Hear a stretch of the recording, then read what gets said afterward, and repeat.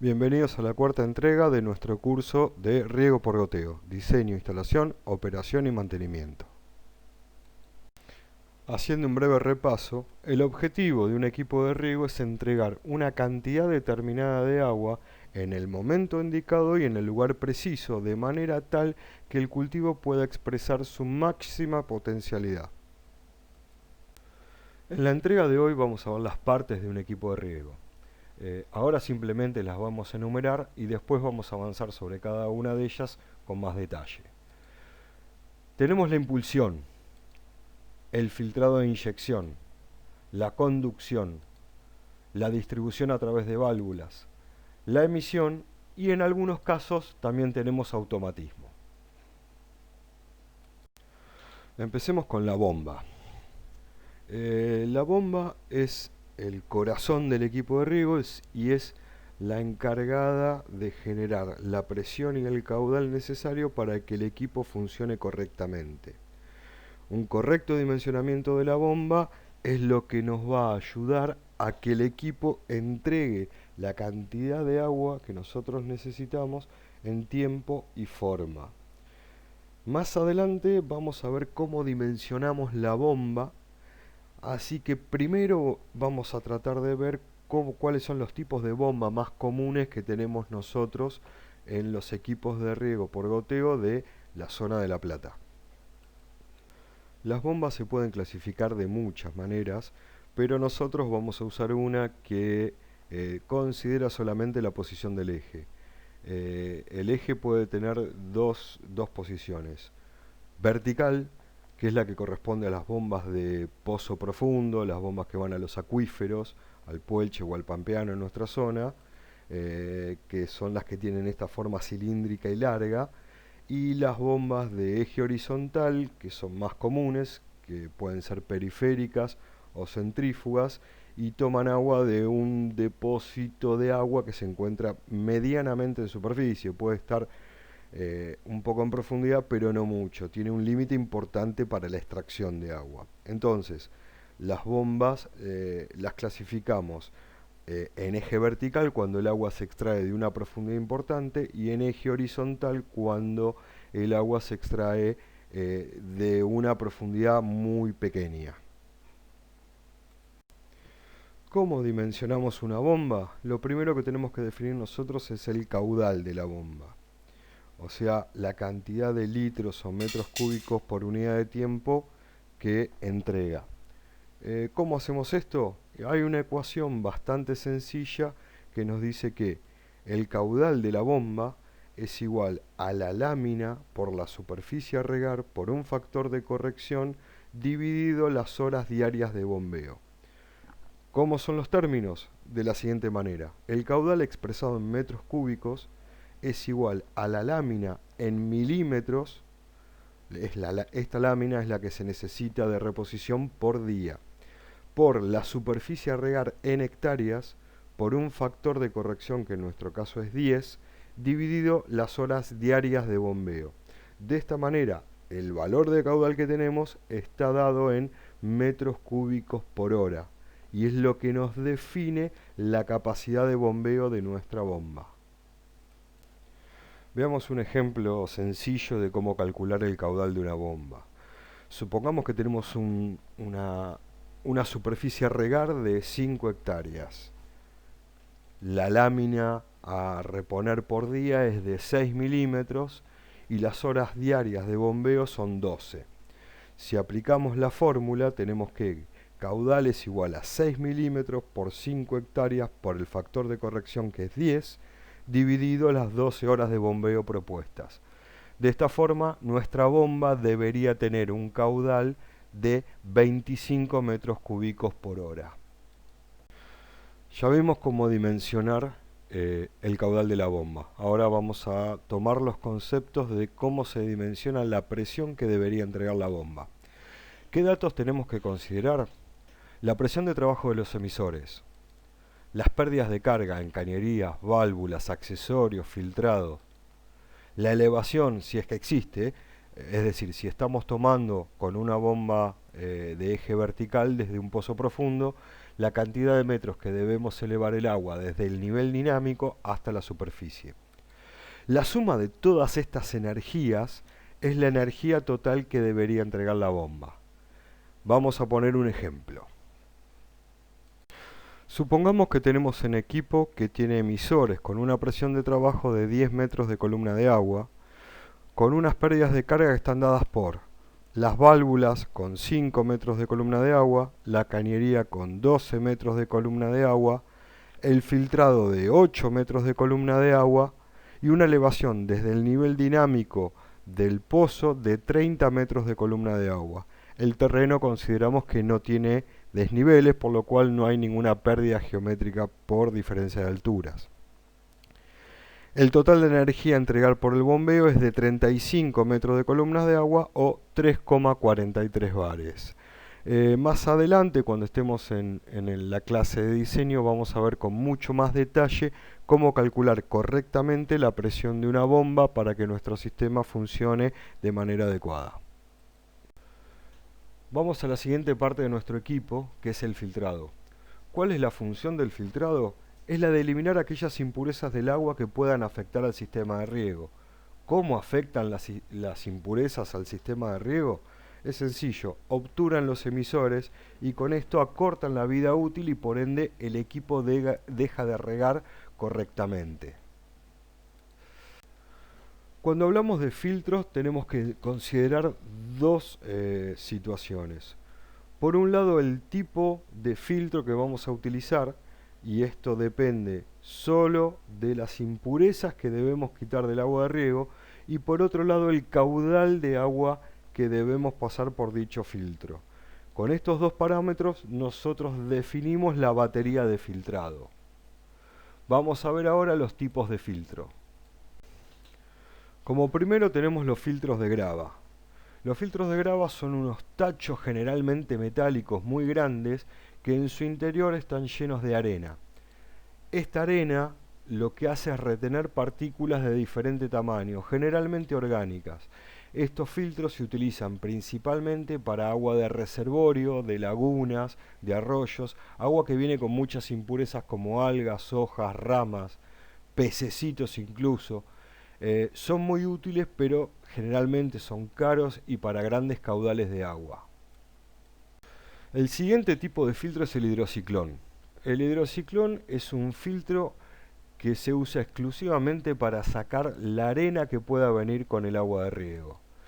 Pueden ser metálicos o plásticos y funcionan de una manera muy sencilla. El agua con impurezas, con arena en este caso, entra tangencialmente en el hidrociclón, empieza a girar tomando velocidad y se produce una precipitación de las partículas más pesadas del agua, saliendo por la parte superior el agua sin partículas de arena.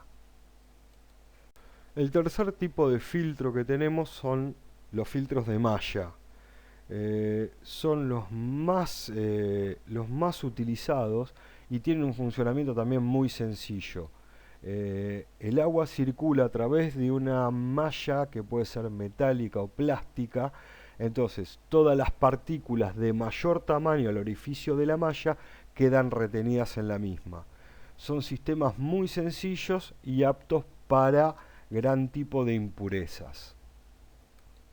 En el filtro de anillas, el elemento filtrante está constituido por un cartucho de anillas ranuradas que se aprietan unas con otras, dejando pasar el agua y reteniendo aquellas partículas cuyo tamaño sea mayor al del paso de las ranuras.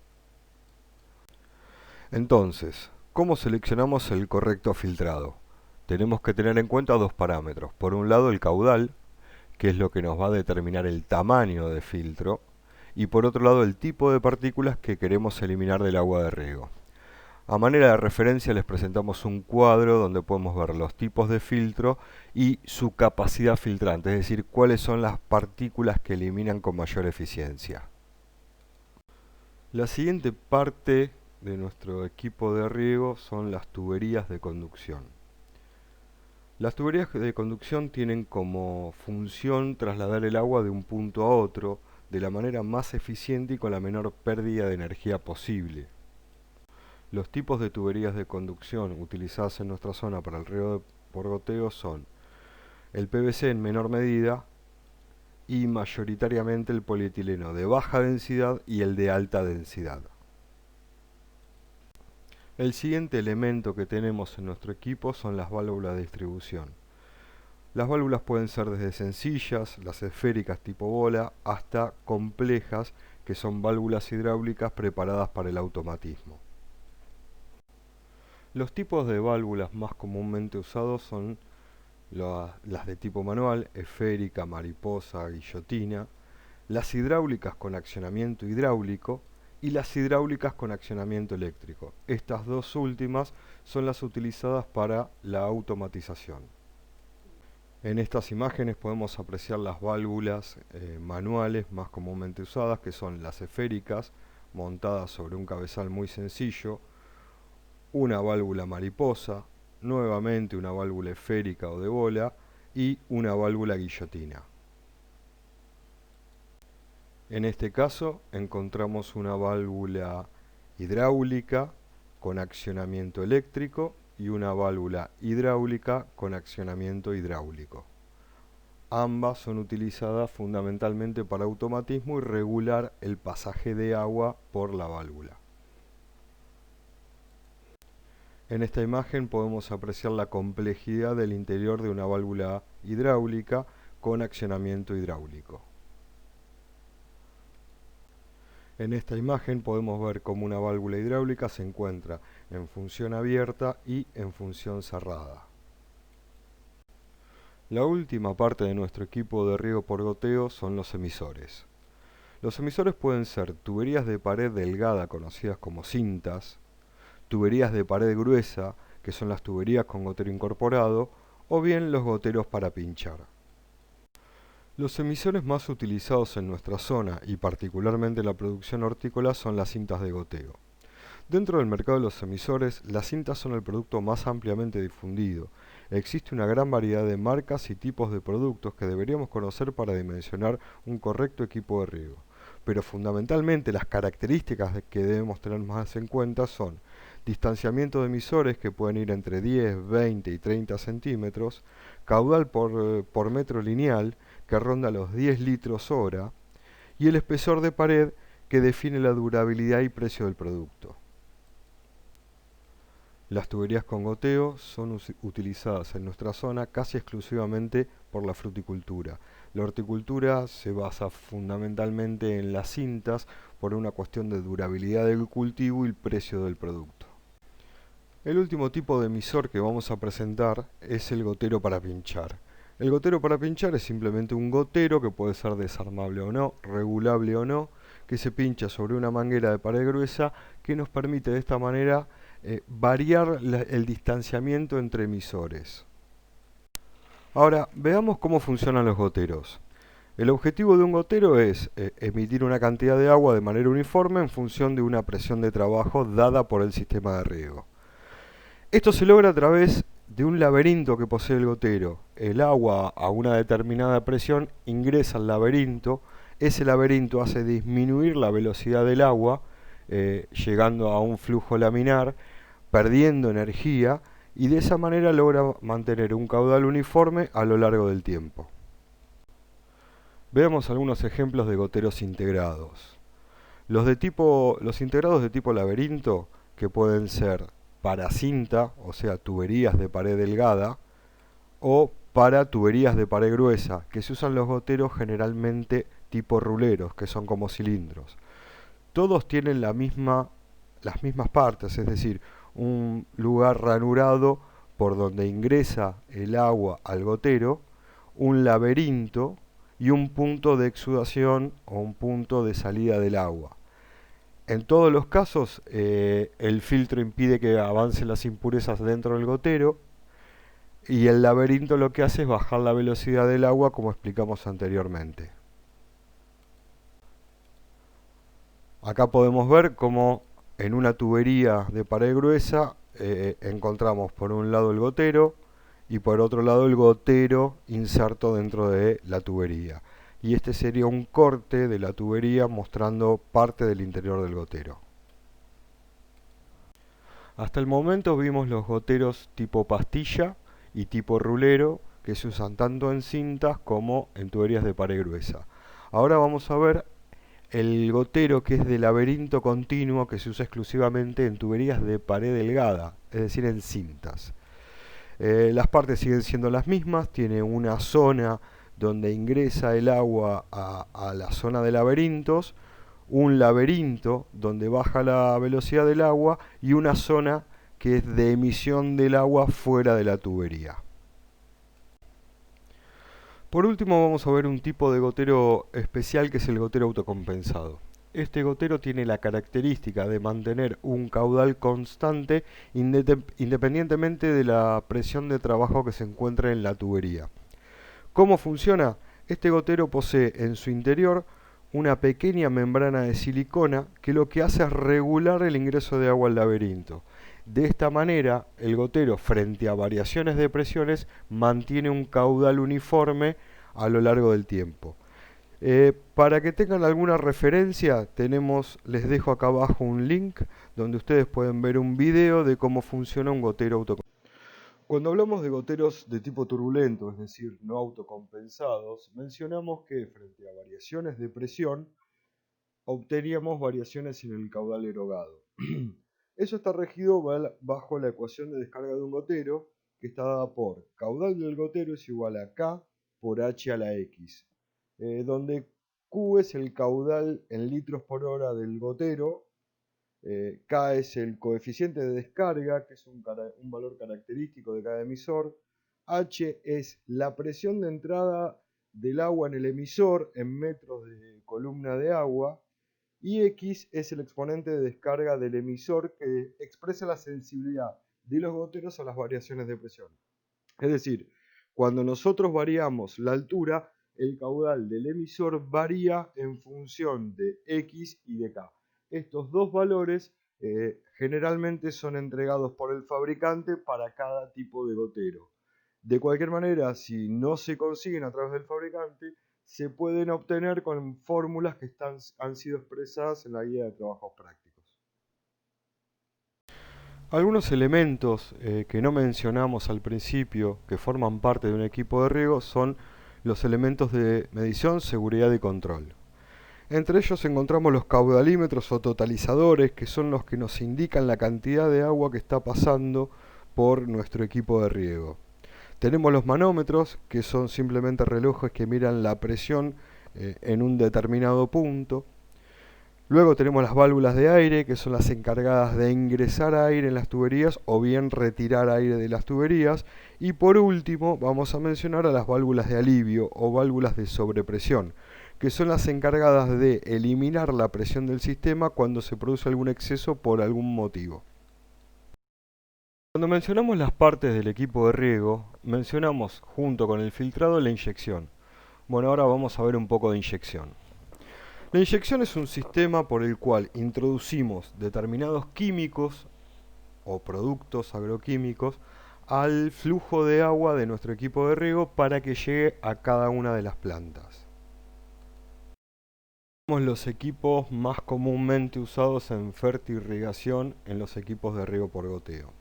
El tanque fertilizador es un tanque donde se preparaba una solución concentrada importante de producto a inyectar en el equipo de riego, y por un bypass con una manguera, parte del agua de riego pasaba a través de este tanque y entraba nuevamente en la cañería. Este sistema es muy práctico ya que no tiene desperdicio de agua, no necesita energía eléctrica y utiliza la misma presión del sistema sin desperdicios. Pero tiene un inconveniente, que es que la concentración del producto dentro del tanque va variando en la medida que se va agotando. Es decir, al principio sale una solución muy concentrada, con alta concentración de químicos que se encuentran en el tanque, y al final una concentración muy baja, muy diluida. Otro de los sistemas de inyección es la bomba hidráulica, que es un sistema que toma presión a través de una serie de tuberías desde el sistema de riego. Esa presión hace mover un émbolo que se encuentra en un cilindro, y a su vez este émbolo produce una succión sobre un tanque con una solución que se inyecta luego a la cañería de riego. Las ventajas que tiene este sistema es que la concentración de la solución resultante dentro de la cañería de riego es constante mientras que exista solución dentro del tanque de riego. Pero tiene un inconveniente que es cierta pérdida de presión por el movimiento del émbulo y al mismo tiempo desperdicio de agua, es decir, parte del agua que está haciendo mover el émbolo se pierde del sistema y se vuelca fuera del equipo. En nuestra zona la más comúnmente usada es la AMIAD, la inyectora hidráulica AMIAD. Hoy se ven muy pocas, pero es un elemento que puede llegar a encontrarse. Uno de los sistemas más usados en esta zona es el inyector tipo Venturi, que es un inyector que lo único que hace es generar una succión por una diferencia de velocidades dentro de la tubería. Este inyector lo que hace es, a través de una diferencia de presión, como vemos en esta sección de acá y en esta sección de acá, genera una zona de vacío que produce una succión desde un tanque que contiene solución fertilizadora y de esa manera se inyecta el fluido dentro de nuestra cañería de riego. Una de las desventajas que tiene este sistema es la pérdida de presión del sistema aguas abajo, ya que para que suceda esta diferencia de presión debemos estrangular en cierto grado el caudal de agua que fluye sobre la cañería principal. Una de las características de estos sistemas es que cuando la diferencia de presión entre el ingreso al Venturi y la salida del Venturi es grande, la succión es muy elevada. Cuando la diferencia de presión es poca, la succión es baja. En esta imagen podemos observar un sistema de Venturi ya totalmente instalado, donde esta es la tubería de ingreso al Venturi, el egreso del Venturi y este es el caño principal de la línea. Cuanto más estrangulamos esta válvula, hacemos que el flujo se dirija hacia el Venturi y aumentamos las diferencias de presión. Cada Venturi viene diseñado con diámetros especiales y los fabricantes entregan siempre una tabla que nos va indicando en función de la diferencia de presión cuál es la capacidad de succión del equipo. En ciertas ocasiones, algunos equipos para maximizar la capacidad de inyección de los Venturis, lo que hacen es agregarle una bomba booster que lo que hace es aumentar la presión de ingreso al sistema y de esa manera no quitan presión de la tubería principal. Es decir, la diferencia de presión es generada exclusivamente por una bomba booster. Como les mencionaba anteriormente, cada fabricante de inyectores o de Venturis presenta sus tablas donde uno puede ver la presión al ingreso, la presión en el egreso y en función del modelo de Venturi, la capacidad de inyección en litros por minuto. Otro tipo de sistemas de inyección son los dosificadores automatizados. Estos equipos poseen un controlador que maneja una serie de bombas que al mismo tiempo están sensando constantemente sobre el agua que fluye en las tuberías, como por ejemplo el pH o la conductividad, y lo van corrigiendo. Y al mismo tiempo, en función de las necesidades del cultivo más el programa seleccionado, pueden ir inyectando determinadas cantidades precisas de nutrientes y micronutrientes para maximizar el rendimiento del cultivo. Estos equipos se ven poco porque son equipos realmente costosos, pero muy útiles. Y uno de los grandes problemas que tienen estos sistemas es el servicio postventa, ya que son en su mayoría importados. El servicio postventa suele ser bastante dificultoso y frente a cualquier avería quedan obsoletos tirados en un rincón del campo. Pero son equipos muy interesantes y siempre para tener en cuenta. Hagamos ahora una breve mención de lo que es el automatismo. El automatismo es un método a través del cual un equipo de riego logra cierta autonomía en cuanto a su funcionamiento. ¿Qué necesitamos para ello? Un programador que se encargue de definir los momentos de arranque y apagado de bomba, como así también la apertura y cierre de cada una de las válvulas, como su duración, la inyección o no de productos químicos. También necesitamos válvulas aptas para este automatismo y fundamentalmente un correcto sistema de comunicación entre el controlador o programador y las válvulas. Algunos controladores pueden ser realmente complejos, que tienen sistemas de sensado, como vimos en los dosificadores, de apertura de cada válvula por tiempo, y otros son más sencillos, como pueden ser programadores de espacios verdes o de jardines, donde solamente se produce el arranque y parado de bombas, como la apertura de cada una de las válvulas por un determinado tiempo.